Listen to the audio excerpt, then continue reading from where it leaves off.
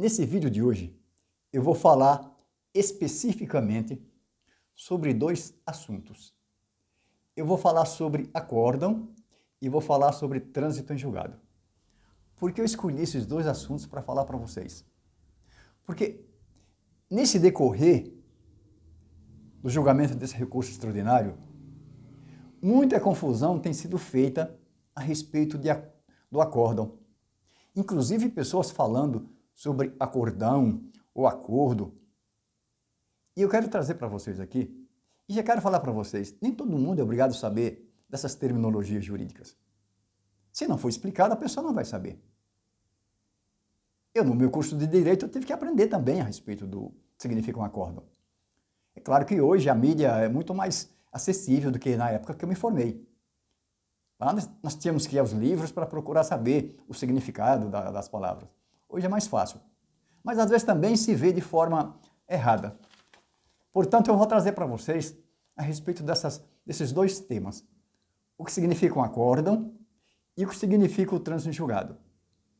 Aquelas pessoas que já sabem, ótimo. Aquelas pessoas que não sabem, presta atenção até o final, para não ficar qualquer dúvida a esse respeito. Porque eu sei que muita gente não sabe. Porque muitas perguntas me foram feitas sobre esse questionamento. Eu vou falar primeiro do acórdão. Acórdão.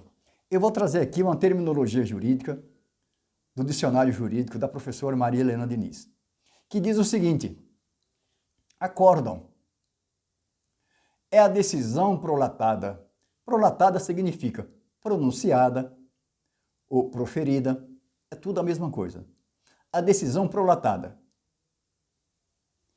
por órgão colegiado, ou melhor, por tribunal superior, tomada por voto dos magistrados que o compõem. Em outras palavras, para ficar mais fácil de entender, o acórdão é a síntese de todo o processo. Chegou no final, chegou no tribunal superior, vai analisar todo o processo e vai sintetizar. E com o voto dos magistrados, vai formar um acórdão.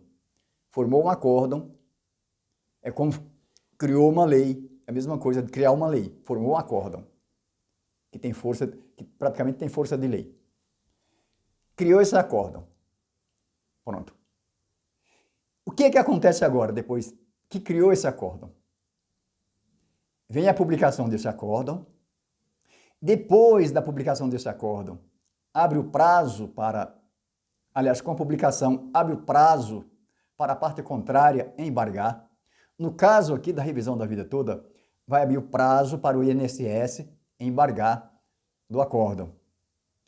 O INSS embargando do acórdão passa para os ministros novamente, para os ministros analisarem o embargo, para ver se esse embargo vai trazer alguma modificação no acórdão. Essa modificação, ela vem antes do trânsito julgado, presta atenção. Não teve modificação, ou se teve, o tribunal vai determinar sobre aquele embargo. Se não embargar, já transita em julgado. O que significa agora o trânsito em julgado?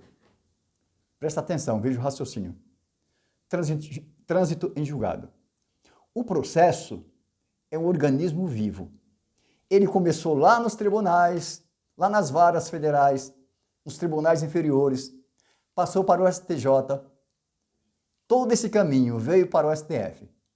Esse organismo vivo, com juízes, com advogados, com as partes, com os defensores do INSS, e chegou ao STJ, aliás, ao STF. E foi publicado. E foi embargado. Terminou o embargo, o prazo do embargo. Vai transitar em julgado. Transitou em julgado, veja só, transitou em julgado, aquele processo que vinha, aquele organismo vivo, ele morre ali, com o trânsito em julgado. Vou falar para vocês aqui a parte técnica do trânsito em julgado. Trânsito em julgado, depois eu explico novamente. Trânsito em julgado também é matéria de direito processual, tanto civil como penal. Estado de decisão judicial irrecorrível, por não mais sujeitar a recurso, dando origem à coisa julgada. A decisão não pode mais ser modificada devido à preclusão dos prazos recursais, quando o efeito de transitar em julgado.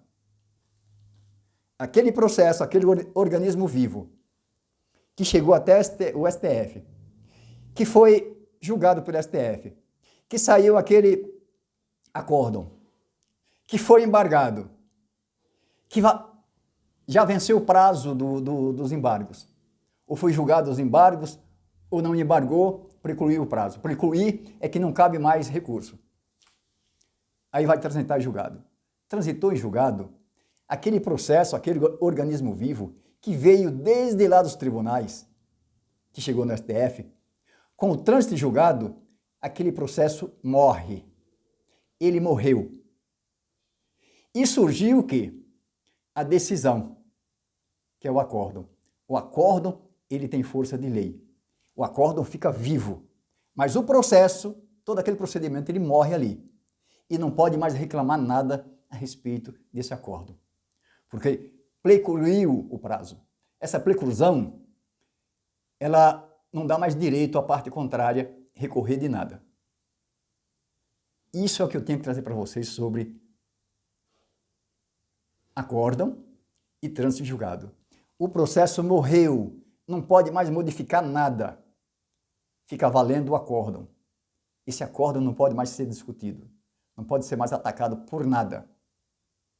A não ser futuramente por um outro entendimento, por um outro tipo de julgamento, que venha depois mudar alguma coisa, mas não desse acórdão, vai mudar alguma coisa sobre a lei, sobre alguma coisa que aconteceu depois.